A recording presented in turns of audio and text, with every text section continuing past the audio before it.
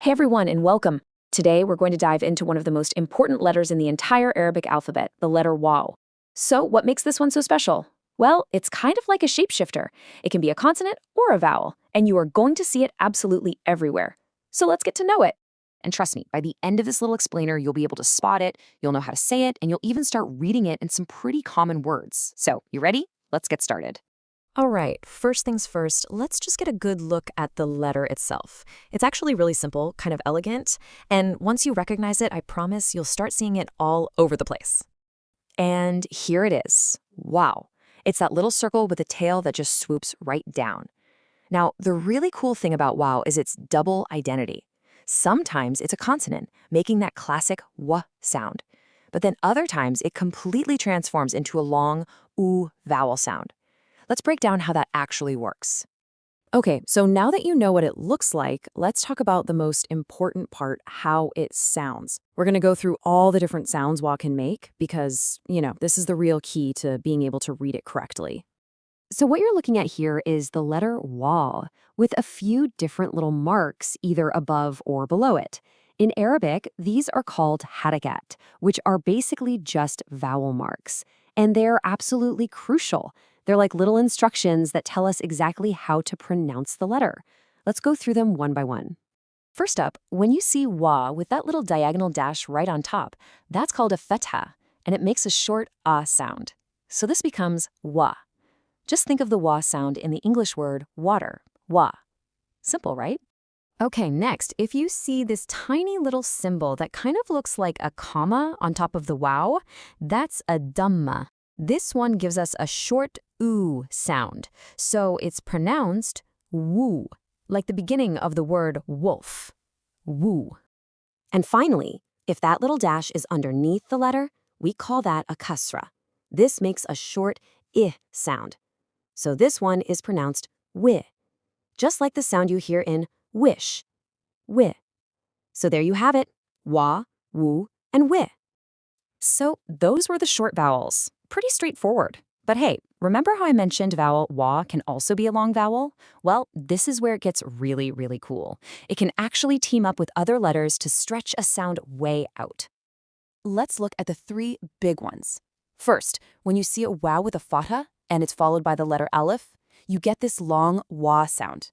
For the second one, when a letter has a dhamma and it's followed by a wow, it makes a long woo sound. And finally, for number 3, a wow with a kasra, followed by the letter ya, creates the wee sound. Can you hear how they just stretch? Wa, woo, wee? All right, that's enough theory for now. Honestly, the best way to learn this stuff is to see the letter out in its natural habitat, inside actual Arabic words. So let's see it in action. Here's our first example. This word is walad, and it means boy. You can see our letter, wow, sitting right at the beginning with that fatha on top, making that crisp wa sound, walad. And here's another one for you.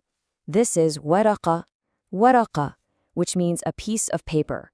And again, look at that. Waw is right at the front, leading the word with that exact same wa sound, waraqa. Now this slide is really interesting because we can actually compare two different short sounds side by side. On the left, you've got warda, which is a rose, and it starts with wa. But on the right, we have wisada, a pillow, which starts with wi. Can you hear that difference? Warda, wisada. It all comes down to that tiny little vowel mark. And boom, this is a perfect example of the long vowel sound. The word here is suf, which means wool. That wow you see in the middle, right after a letter with a dhamma on it, creates that long oo sound. It's not saf, it's suf. See how it stretches right out? Okay, you've seen the letter, you've heard the sounds, so now it's your turn.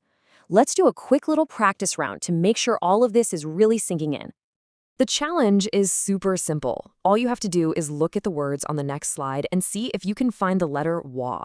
Ready for it? Okay, take a close look at the 4 words on your screen. I'll give you a second to see if you can spot the wall in each one. Got 'em? All right, let's check your work. In walad, boy, it's right there at the start. Same thing for wajh, which means face, and again for waraka, paper. But what about that last one, laymoon, lemon? Ah, that was a little trick. There's no wall in that one at all. Awesome job if you spotted that. Now, let's kick it up a notch and test your reading skills. You've got 3 words on this slide. Take a moment and just try to sound them out on your own. You ready? Let's do it together.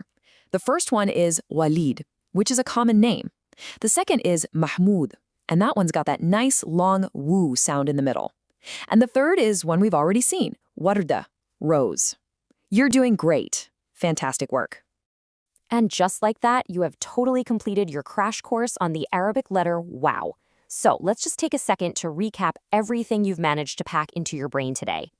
Seriously, just think about what you've picked up in only a few minutes. You can now recognize the shape of wow without even thinking. You know its short sounds, wa, woo, we. You even get how it helps create those long vowel sounds. And best of all, you've actually started spotting it and reading it in real words. That is some excellent progress.